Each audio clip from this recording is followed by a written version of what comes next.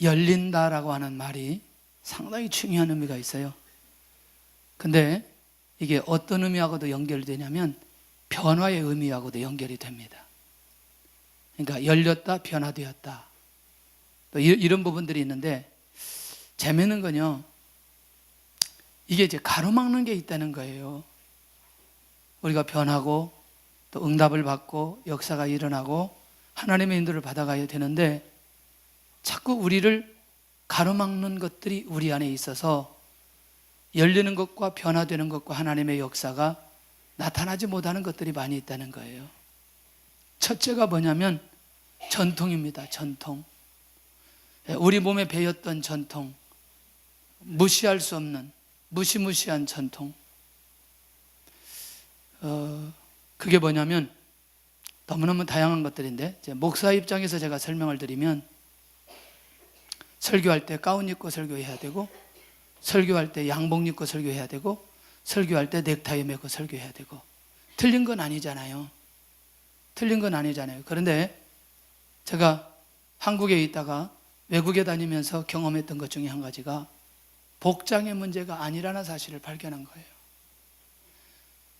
예를 들어서 그 사막지대에 가서는 절대로 이렇게 정장을 입고 가운을 입고 설교할 수가 없어요. 상황이 그렇게 되질 않아요.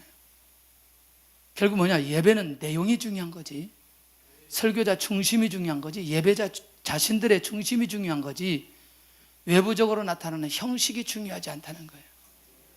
이해되나요? 우리 교회 저쪽에 안에 있으면 강대상 큰 게 있어요. 근데 이걸로 바꿨거든요. 바꾼 이유가 뭔 줄 아시나요? 잘 모르시죠? 조금 권위적이어서 이걸로 하면 이 소통이 잘 될 것 같아서. 어때요? 그러잖아요? 여기다가 보면대 갖다 놓으면 또 어때요? 더 느낌이 좀 더 편안하죠?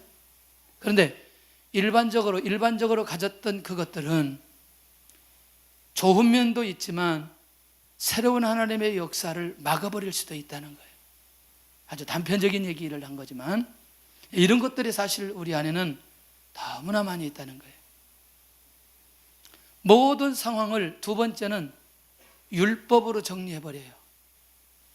여러분들, 하나님께서 은혜 주시기 위해서 훈련시키는 사람 있잖아요. 하나님께서 새로운 길을 열어주시기 위해서 고난을 주신 것도 있잖아요. 근데 그거를 율법으로 전부 다 정리해버리는 거죠. 이분이 아마 하나님 앞에 큰 범죄해서 이런 어려움을 당할 거야 라고 하는 부분들. 그 설교할 때 저를 쳐다보셔야 됩니다. 왜냐하면 제가 10,000명까지 이 눈을 맞추면서 설교할 수가 있어요. 근데 저하고 눈이 잘 안 맞으면 안 된다는 거죠. 맞나요? 대통령 앞에서 대화 나누는데 눈 감고 쳐다보고 이러면 안 되는. 하나님 앞에 예배 드릴 때는 저하고 눈이 마주쳐야 돼. 그 머리 뒤에 숨어 있는 분들 좀 나오셨으면 좋겠네. 이렇게 자주 여러 번 부탁을 드립니다. 근데요, 영적으로 저를 쳐다보는 분들은 이게 제가 딱 보면 알아요. 아, 이분의 영성이 어느 정도인지. 5,000명까지 제가 할 수 있다니까. 10,000명까지 할 수 있겠어요. 10,000명까지.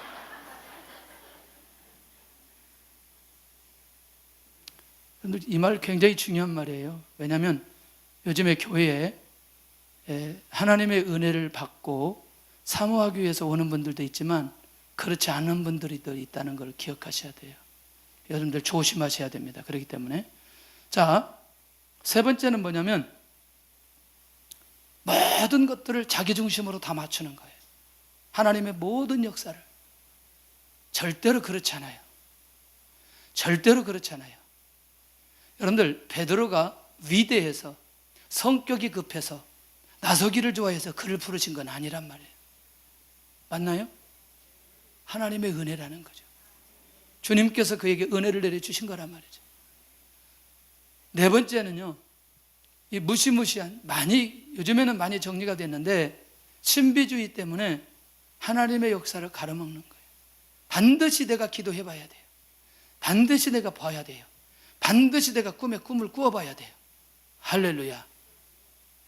하나님의 계시가 완성되었을 때는 가장 먼저는 계시가 우선입니다. 하나님의 말씀이 우선이라는 거예요. 그 다음에 우리에게 주시는 은혜들, 신비적인 상황들은 하나님의 말씀에 비추어서 정리해 봐야 된다는 거예요. 이해되시죠?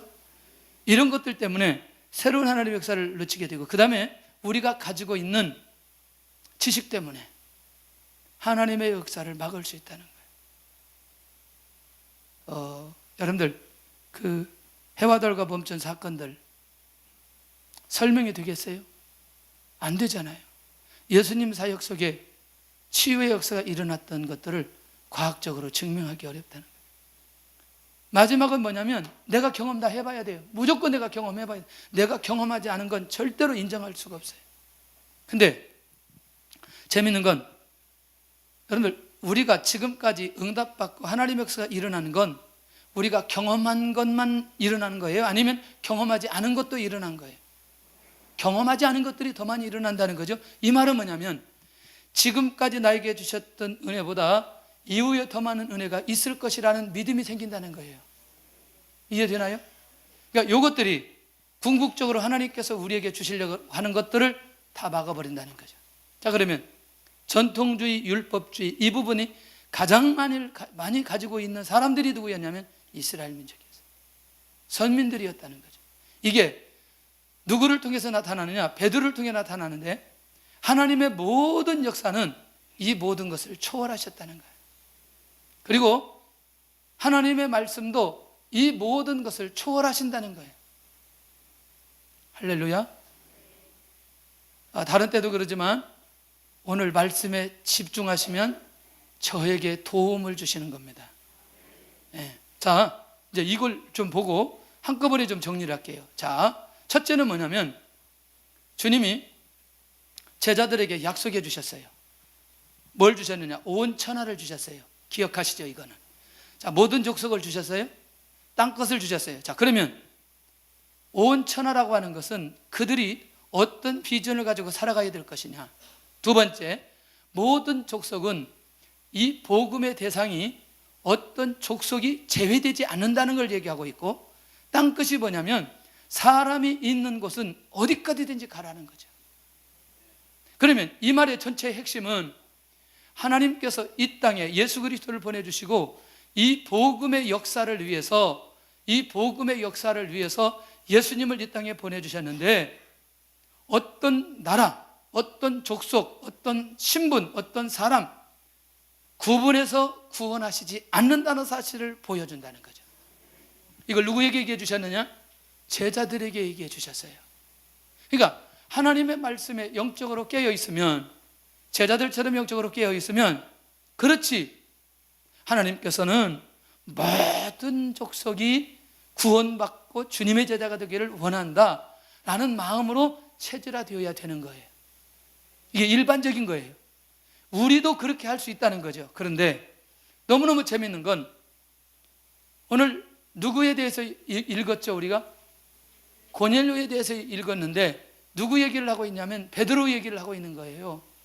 왜 그러냐? 이유가 있다는 거죠. 여러분들, 이 고넬료가 이방인이에요. 맞나요? 그래서 하나님께서 가장 확실하게 쓰임받는 이 베드로가 이방인에 대해서 열려야 된다는 거예요. 이 무시무시한 것들이 어떻게 흘러가고 있느냐? 베드로 중심 안에 이스라엘 중심의 복음의 역사에만 관심이 있는 거죠. 자, 아까 충돌이 되죠. 아까 우리 주님은 온천하, 모든 족속, 땅끝 얘기하셨죠. 제한되지 않는 복음의 역사가 일어나도록 주님께서 직접 가르쳤어요. 그런데 중요한 건 베드로는 이스라엘 중심의 복음의 역사에 대해 관심이 많았던 것을 보게 된다는 거예요. 조금 더 가보면요, 14장에 한번 나오고요, 13장부터 새로운 복음의 역사가 일어나는데 누구를 사용하시죠? 바울을 사용하십니다.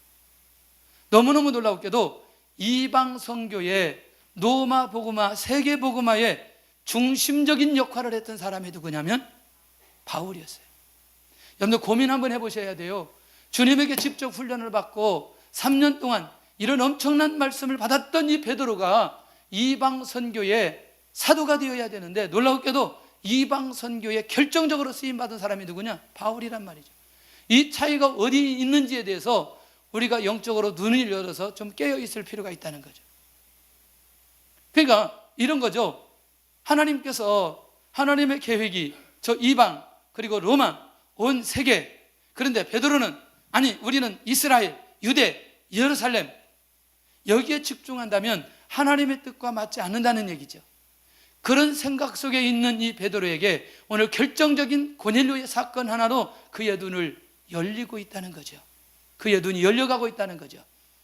자, 그러면 설령 그렇지 않는다 할지라도 베드로가 성령의 인도를 받으면 이방인들을 향한 주님의 계획 속에 순종할 수 있어요, 없어요?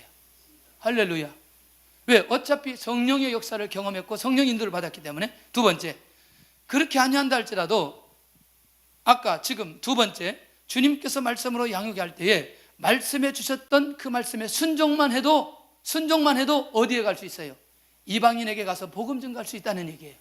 그런데 예루살렘, 유대, 사마리아 땅끝 이 말씀에 순종한다면 그렇게 가게 되어지는데, 여전히 자기는 이스라엘 중심의 복음의 역사에 관심이 많았던 이 베드로에 대한 이 부분에 대해서 하나님께서 눈을 열게 만들어 주시고 있다는 거예요.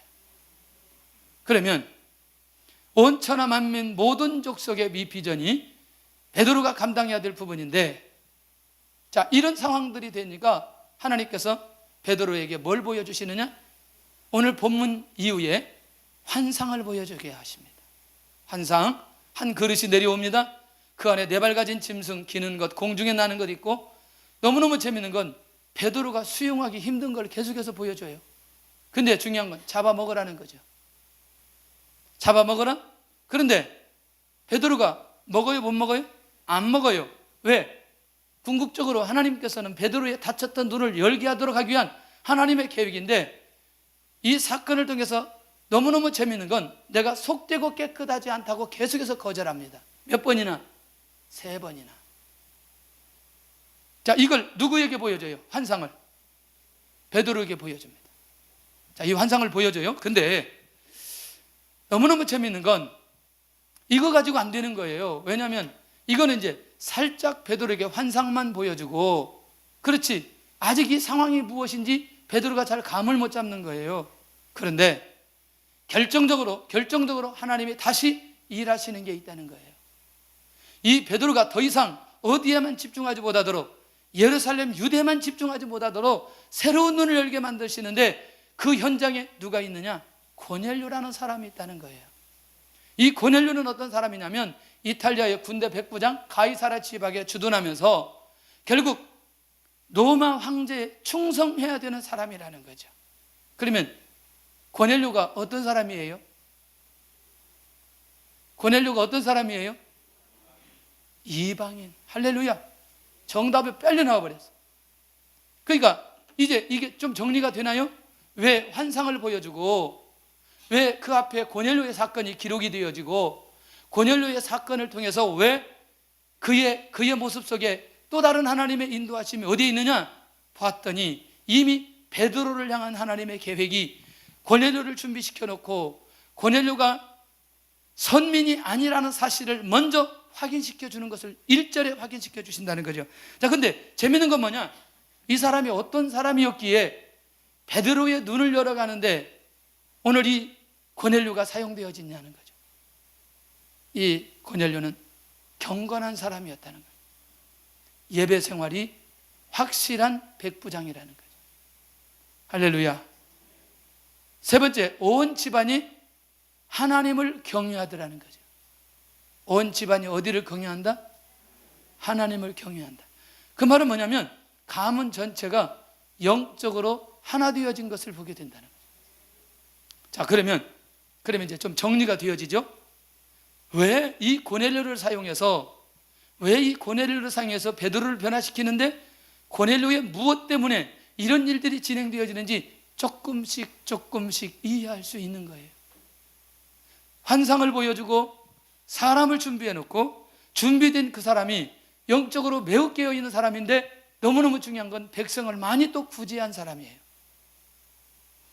너무너무 놀라운 건 여러분들 구제하는 데 있어서 비밀이 하나 있습니다.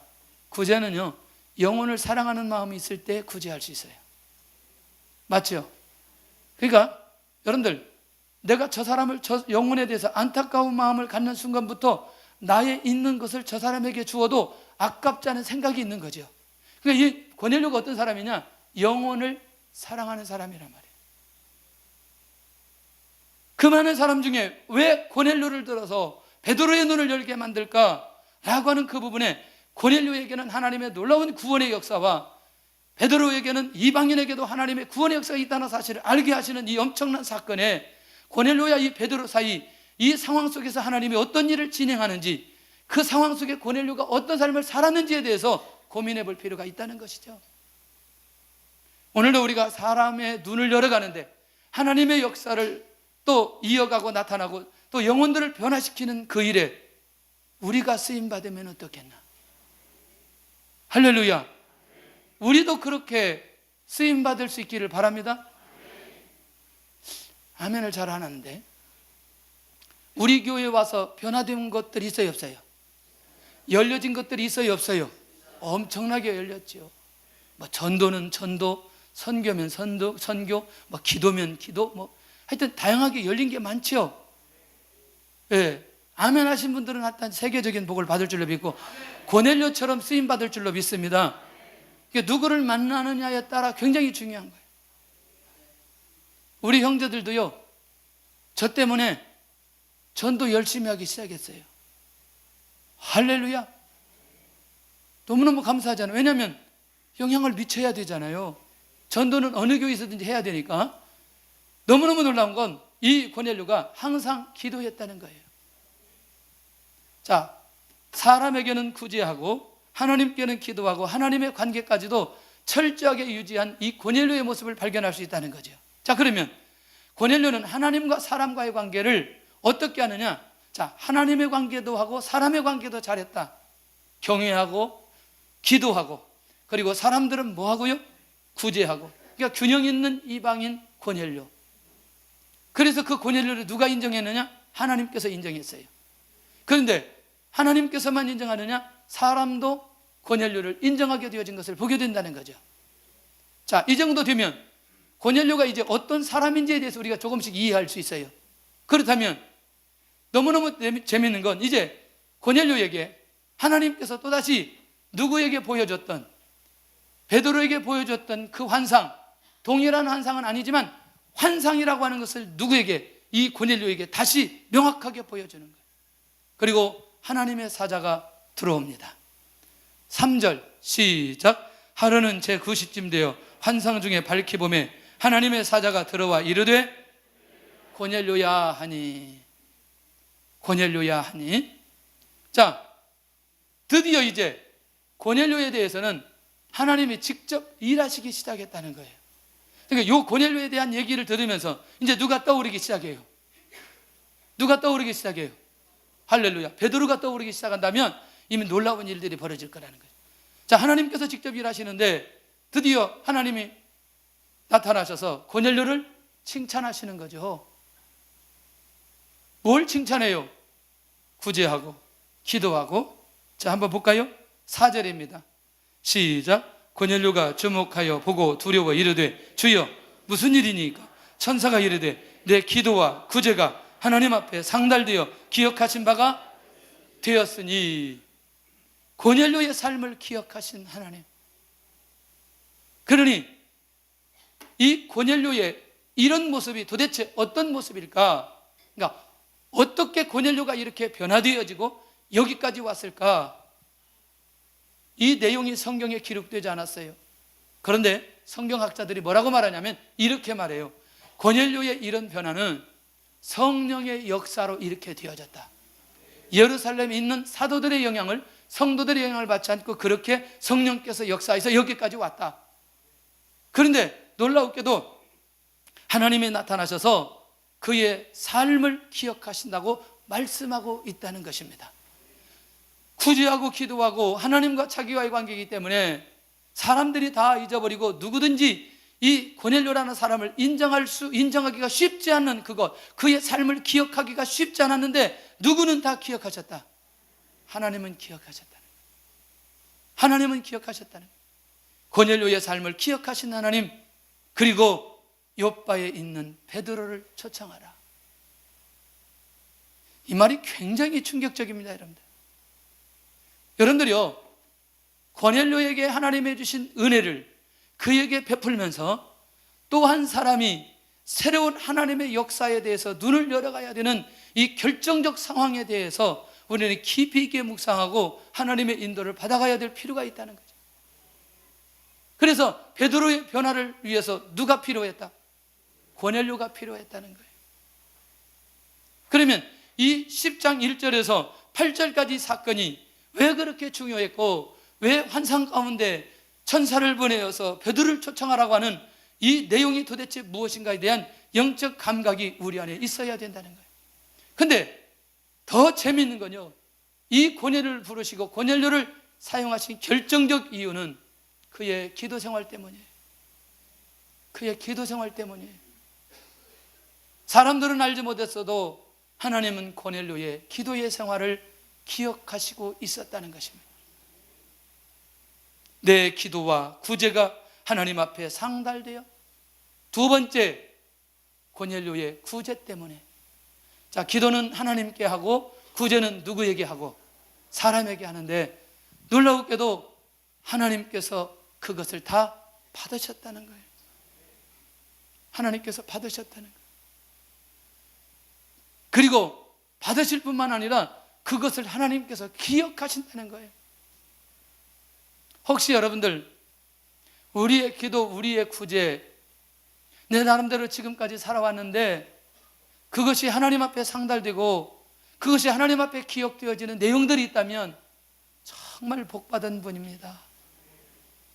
여러분들, 나와 하나님의 독대 속에서 아무도 알 수 없는 그런 기도의 생활 속에 다 사람들은 잊혀지지만 하나님께서는 우리가 그때마다 기도했던 것을 기억하시고, 결정적인 상황이 되어지면 하나님께서 그를 부르셔서 새로운 역사를 만들어가는 일에 쓰임받게 되어진다는 거예요. 혹시라도 여러분들, 구제하라고 하는 것은 나는 너무너무 중요하다고 생각해요. 정말 우리가 저뿐만 아니라 정말 우리 목회자들이 영적으로 깨어서 정말 회개해야 될 내용 중에 한 가지가, 정말 성도들이 하나님의 축복을 받으라는 얘기는 수없이 많이 했지만 영혼들을 돌아보면서, 영혼들을 살피면서 구제하라고 하는 부분들에 대해서 사실 이렇게 말은 하지만 실제로 행위적으로 가도록 하기까지 쉽지 않다는 거죠. 맞나요? 네, 쉽지 않아요. 왜냐하면 우리의 삶도 만만치 않기 때문에. 그렇지만 오늘 이 고넬료를 부르신 것을 보면 그의 기도, 그의 구제를 하나님이 기억하셨다는 것을 생각해 보면 정말 우리가 묵상을 깊이 있게 할 내용 아니겠나? 그런데 이것이 어디까지 가냐면 고넬료의 가문이, 고넬료의 가정이 복음의 역사가 일어나는, 구원의 역사가 일어나는 데까지 가게 되더라는 거죠. 놀랍지 않아요? 그렇기 때문에 구원의 역사는 국가, 출신, 신분, 계급 전혀 문제되지 않고 구원의 역사가 일어날 수 있다는 사실을 우리에게 보여주고 있다는 겁니다.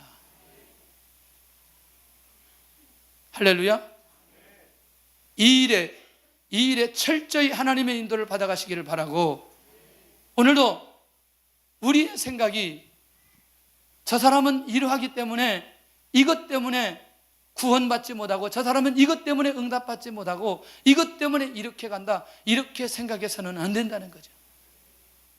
고통당하는 영혼, 구원받아야 될 영혼, 그 영혼들이 반드시 예수 그리스도의 십자가의 복음으로 구원받아야 된다라고 하는 그 마음을 주신다는 거죠.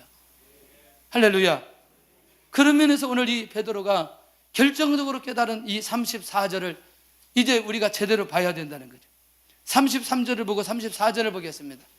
시작. 내가 당신에게, 곧 당신에게, 10장 33절 시작. 내가 곧 당신에게 사람을 보내었는데 오셨으니 잘하였나이다. 이제 우리는 주께서 당신에게 명하신 모든 것을 듣고자 하여 다 하나님 앞에 있나이다. 이거 누구 얘기예요? 고넬료의 얘기죠. 그러면 34절 드디어 이제 뚜껑이 열리기 시작합니다. 시작. 베드로가 입을 열어 말하되 내가 참으로 하나님은 사람의 외모를 보지 아니하시고 각 나라 중 같이 시작. 각 나라 중 하나님을 경외하며 의를 행하는 사람은 다 받으시는 줄 깨달았도다. 이제 이해됩니까? 이 말? 정말 중요한 거죠. 그렇다면 이전에 베드로가 이 생각을 갖지 않았다는 거 아니냐는 거죠. 이해되시죠? 이제 그러니까 고넬료의 사건이 왜 일어났는지에 대한 결정적인 내용이 오늘 여기에 기록되어져 있는 것을 보게 된다는 거예요. 내가 이 고넬료가 구원을 받고 세례를 받고 이 가문이 돌아오는 것을 보니까 누구든지 우리나라 아니지만 이스라엘이 아니지만 이방인 중에서도 하나님께서 구원하실 영혼들이 있다라는 사실을 깨닫게 되는 거예요. 그러면 새로운 세계에 눈이 열렸어요? 안 열렸어요? 열린 거지요. 아, 하나님의 역사가 이런 나라, 이런 사람들에게도 구원의 역사가 일어날 수 있다라는 이 사실, 얼마나 중요한지.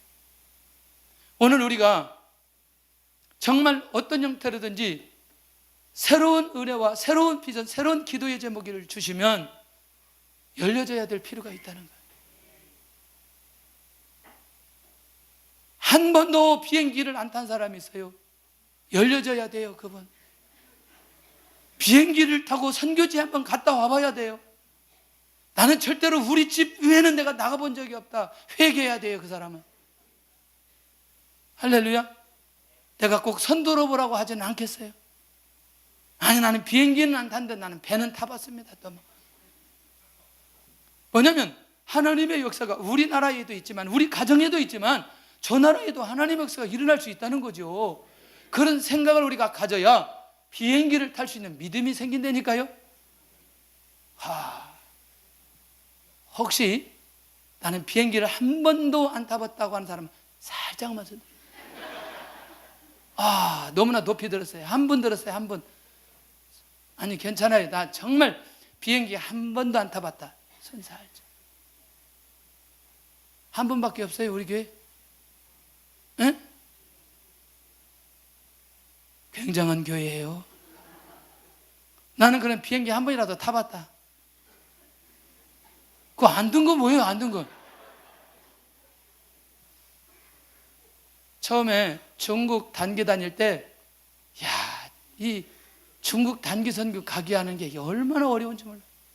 뭐 돈이 없네, 뭐 시간이 없네, 아이가 어리네, 뭐.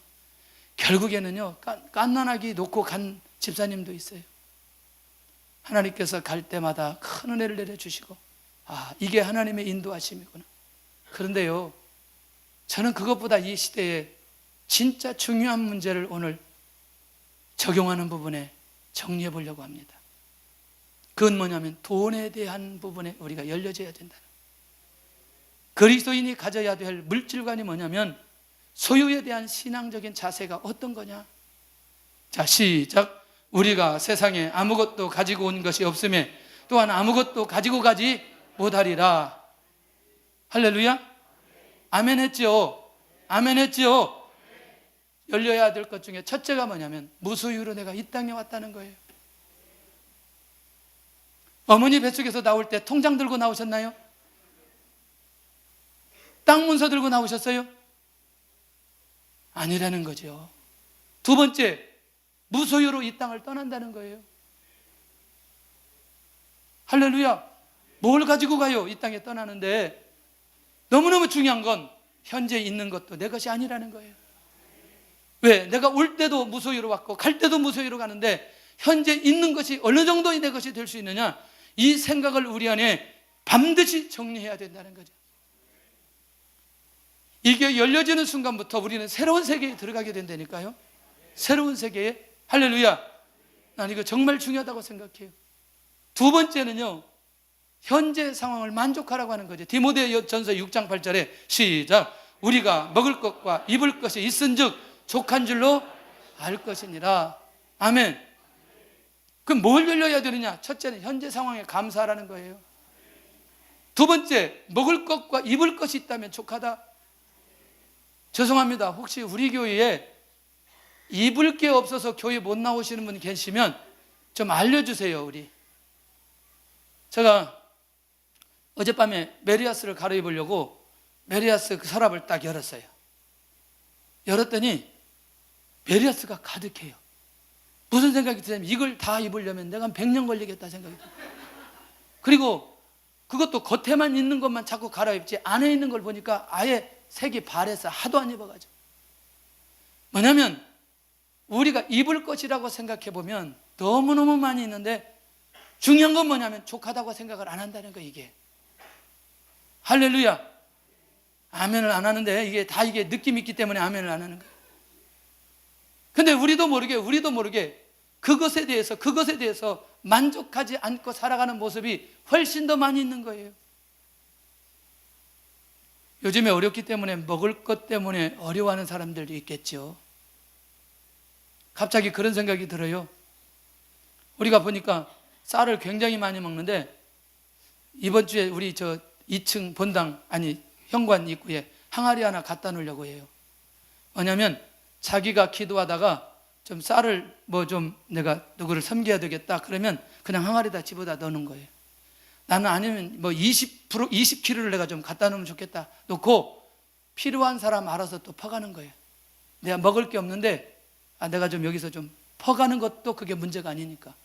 우리 교인이 아니고 세상 사람들도, 교회 믿지 않는 사람들도 퍼가 들어가면 좋겠다 생각이 들어요. 옛날은 성미를 하면서 이렇게 저렇게 했는데 지금은 시대가 달랐기 때문에 실제로 이 5단지 쪽은 상당히 좀 어려운 가정들이 있고, 그런데 이런 것들을 우리가 함께 나누면 얼마나 좋을까 그런 생각이 들어요. 여러분들, 그렇다면 먹을 것과 입을 것이 있다면 그 족하다, 이게 그리스도인이 가져야 될 물질관인데 재물은 뭐냐? 결국 남에게 흘려보내기 위해서 주신 것이라고 생각한다면 하나님의 놀라운 역사가 그 통로 안에 역사가 일어나게 될 줄로 믿습니다. 두 번째는요, 부활이 하는 자들에 대해서 디모데전서 6장 9절에 있는데 파멸과 멸망의 길이 무엇인가를 알아야 된다는 거죠. 시작. 부활이 하는 자들은 시험과 올무와 여러 가지 어리석고 해로운 욕심에 떨어지나니 그 사람으로 파멸과 멸망에 빠지게 하는 것이라. 무슨 얘기예요 이게? 부활이여 하는 자들은 어디에 빠진다고요? 시험과 올무. 그러니까 시험과 올무가 오는 이유는 무엇 때문에? 부자가 되려고 하는 마음 때문에. 여러분들 혹시 TV 뉴스 보면 대부분 사건들이 무엇 때문에 일어나요? 거의 돈이에요. 거의 돈이에요. 맞나요? 그러니까 자기도 모르게 부하려고 하면 뭐가 문제가 생겨요? 내가 정직하는 데 문제가 생기게 되는 거예요. 그것 때문에 나에게 도전이 오기 시작해요. 그 다음에 욕심이 오기 시작하는 거예요. 그것 때문에 나도 모르게 무엇에 올무가 되느냐? 결국 돈에 올무가 되어지는 상황들이 너무나 많이 벌어진다는 거예요. 여러분들 혹시 그런 적 있나요? 카드 썼는데 카드 못 막아서 전화 오는 거 얼마나 힘들어요. 이 사람들 정말 집요하더라고. 제가 중국에 있는데 중국까지 전화 오더라고. 얼마 못 냈냐면 11만 원 못 냈는데. 이야, 여러분들요, 우리가 쓴 만큼 우리는 그 돈에 뭐가 되죠? 올무가 되어지는 걸 보게 됩니다. 그러니까 지금까지 우리가 이런 모습으로 살아오지 않았다면 우리가 한 번 정도는 이것을 바꿔가야 될 필요가 있다는 거예요. 할렐루야. 이게요, 이제 자이든 타이든 하나님께서 우리에게 이런 상황들이 올 때에 이것을 받아들이면서 바꿔가는 분들은요, 머지않아 하나님께서 공급해 주는 것이 무엇인지를, 그리고 진정으로 하나님께서 부하게 만들어 주신 자들이 누구인지를 분명하게 알게 될 겁니다. 여러분들 이제 조금 이따 가보면 더 알겠지만 너무너무 놀라워. 이것이 뭐냐면 파멸과 멸망의 이유라는 거예요. 우리 이 땅에 살아가는 가장 중요한 목적은 내가 먹고 살기 위해서 살아가는 사람들은 그렇게 많지 않아요. 그런데 그 다음에 뭔가 욕심이 있는 거죠. 뭔가 이루고 싶은 마음이 있는 거죠. 맞나요? 하나님께서 주시는 것과 우리의 가지고 있는 욕심과 이거는 분명히 차이가 있는 것을 보게 된다는 거죠. 그런 면에서 파멸과 멸망의 길을 분명하게 우리가 알아야 된다는 거죠. 할렐루야. 우리 선배들이 이렇게 가르쳤어요. 예수님 믿으면 뭐 된다? 부자 된다. 예수님 믿으면 부자 된다. 우리나라는 국가적으로 부자 됐어요. 맞나요? 많이 올라가 있어요. 위상이 많이 올라가 있어요. 그런데 실제로 예수님 믿는 모든 사람들이 그러면 그렇게 빚 하나도 안 지고 이 땅에 있는 모든 교회가 빚 하나도 없고 그렇게 가고 있냐고요? 복음의 가치를 우리는 너무너무 왜소하게 평가해버렸다는 거예요.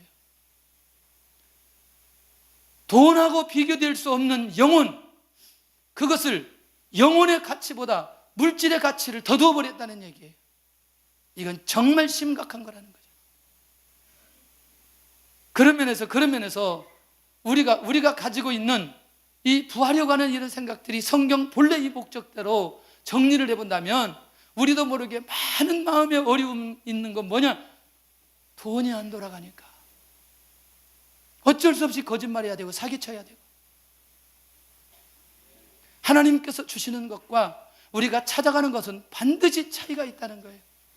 이것은 앞으로 가장 먼저 눈이 열려져서 쫓아가는 사람들은 반드시 이 안에서 하나님의 놀라운 답을 얻게 되어지는데, 조금 더 한 번 더 가보면 부의 목적에 대해서 열려야 될 이유가 있다는 거죠.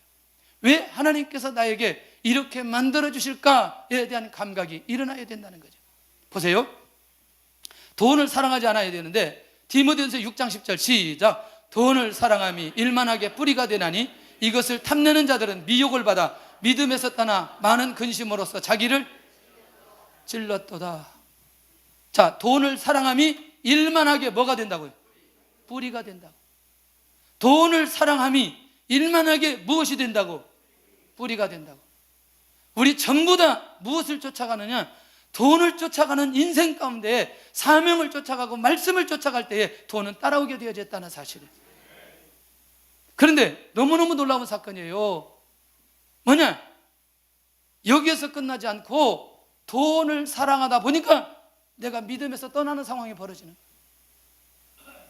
예수님 믿으면 복 받는다고 했는데, 내가 기도하면 이런 돈을 하나님께서 주신다고 했는데 막상 해보니까 안 되는 거죠. 사실은 그 사람은 예수님을 사랑하는 게 아니라 무엇 때문에 온 거예요? 돈 때문에 온 거예요. 절대로 그런 응답은 안 된다는 거죠. 죄송하지만. 그래서 돈 앞에서 나의 믿음을 내가 지킬 수 있다면 깨어있는 사람이에요.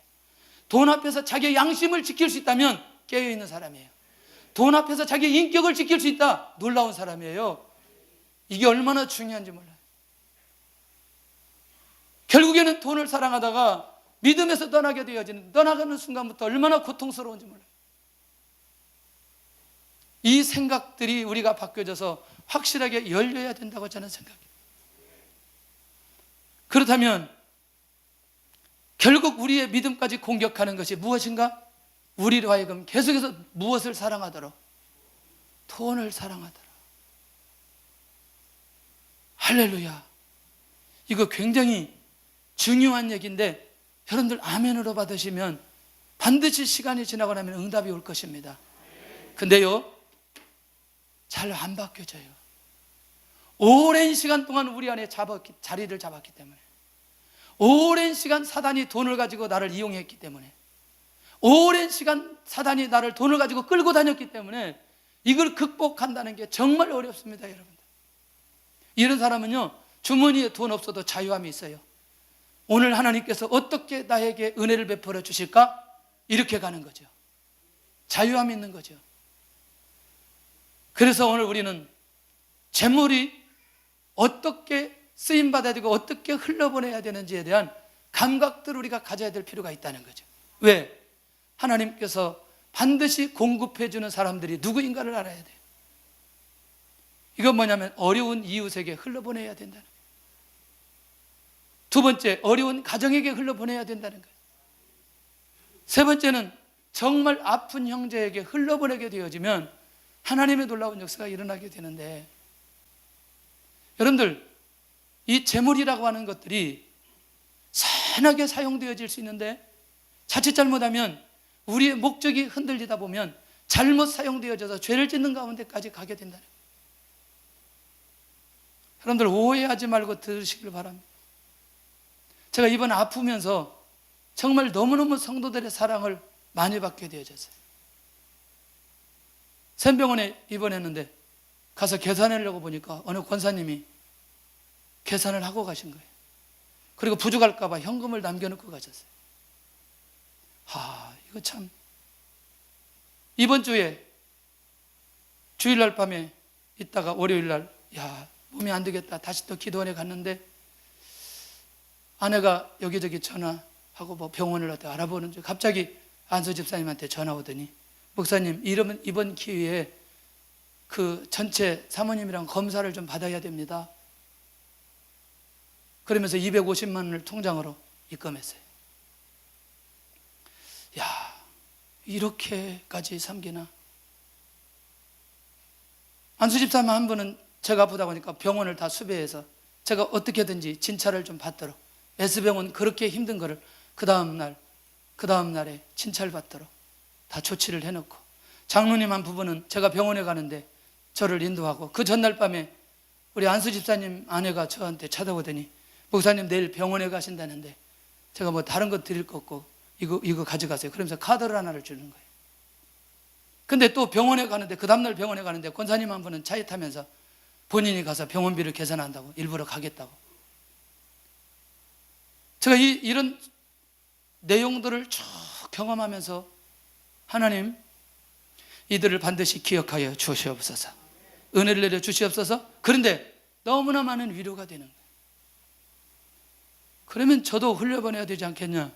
그래서 500만 원을 다른 곳에 또 흘려보냈어요.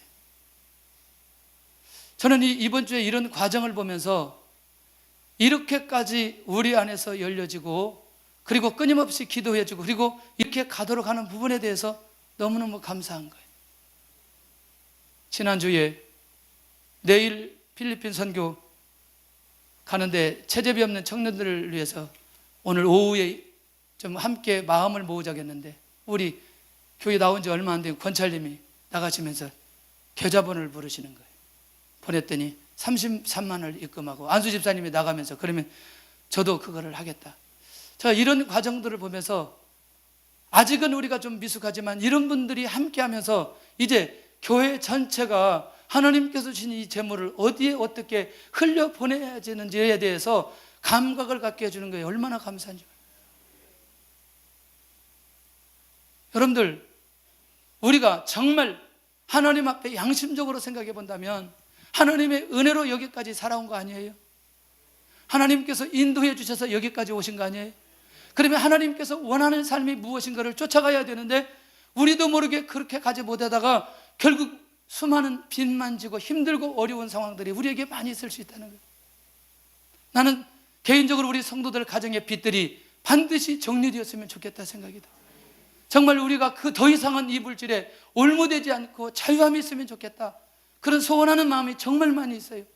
그러면서 정말 이제 아픈 형제에게, 어려운 가정에게 이걸 흘려보낼 수 있는 이런 아름다운 모습들이 나와야 된다고 저는 생각을 해요.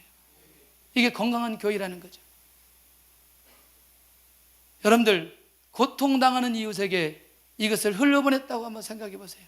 얼마나 위로받고 힘을 얻게 되어지는지. 그래서 재정숙을 하는데 한 250명 정도 되는데 4주 남았는데요, 우리가 간식 다 한다 그랬어요.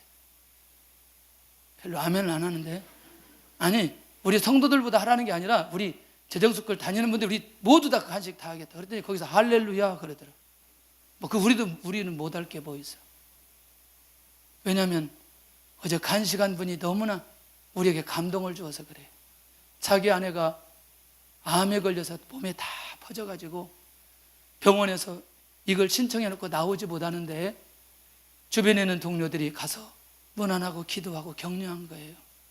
경제적으로도 어렵고 육신적으로 어려운데 그 가정이 어제 전체 간식을 다 준비한 거예요. 쉽지 않잖아요. 그러니까 주변에 있는 간사들이 다시 돈을 모아가지고 그분의 이름을 써가지고 그분에게 또 공개적으로 전달하는 거예요. 좀 멋있잖아요. 멋있잖아요. 여러분들, 얼마든지 이 재물이 뚜껑이 열리는 순간부터, 이 부분이 열리는 순간부터 정말 멋있게 살아갈 수 있는데, 욕심 때문에, 부하려고 하는 그것 때문에 나도 힘들고 다른 사람도 힘들고 평생도록 기쁨 없이 살아갈 수 있는 그런 상황도 벌어질 수 있다는 거예요. 왜 예수님 믿으면서 우리가 물질적 자유함이 없는 결정적 이유는 이 물질을 흘려보내려고 하는 게 아니고 내 것으로 만들려고 할 때에 우리가 너무너무 고통스럽고 힘들다는 거예요. 우리 교회가 얼마만큼 그 부분에 하나님의 인도를 받아갈지는 미지수지만 나는 하나님의 때에 이렇게 살아가는 사람들이 많이 일어날 거라고 생각이 들어요. 할렐루야. 뿐만 아니라 어려운 선교지에 이런 물질들이 흘려보내야 된다고 생각해요. 이번 달에 이제 2분이 더 추가해서 우리가 18명 이게 선교사님을 파송하게 되는데, 장로님 이번에 이제 다음 주에 이제 가시면 18명이고, 그런데 이런 것들을 우리가 감당할 수 있다는 게 얼마나 감사한지 몰라요. 여러분들 한 번 정도는 이번 주에 하나님, 내가 무엇 때문에 이 땅에 살아가고 내가 물질을 얻고자 하는 목적이 어디에 있는지 한번 잘 살펴보게 하여 주시옵소서. 저는 개인적으로 저희 어머니에 대한 생각을 참 많이 해요. 왜냐하면 평생토록 이런 모습으로 사셨기 때문에 지금도 그런 것들을 생각해 보면 정말 감사해요.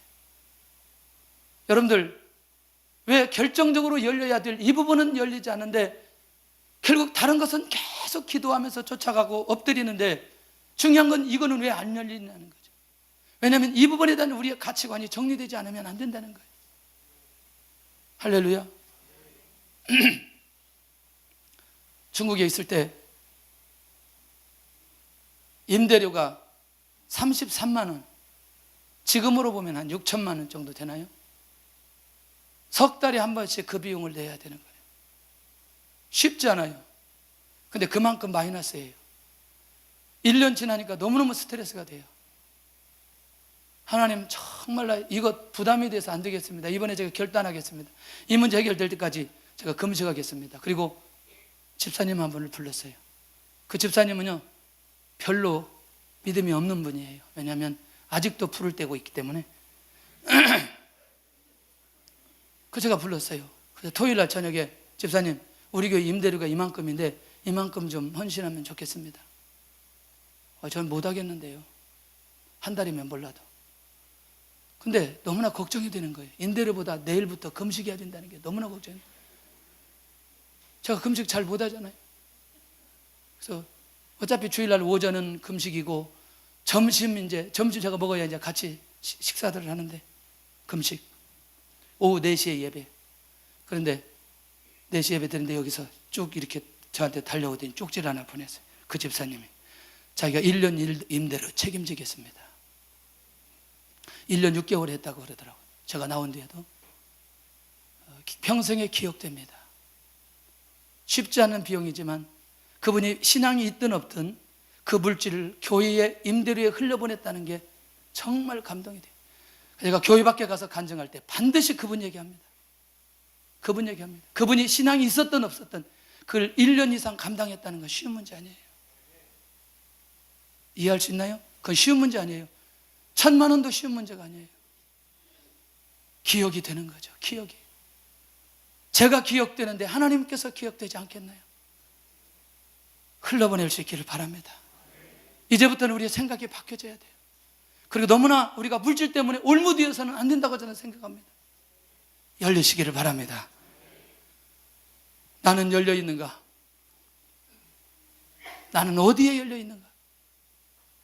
어디에 열려 있는가?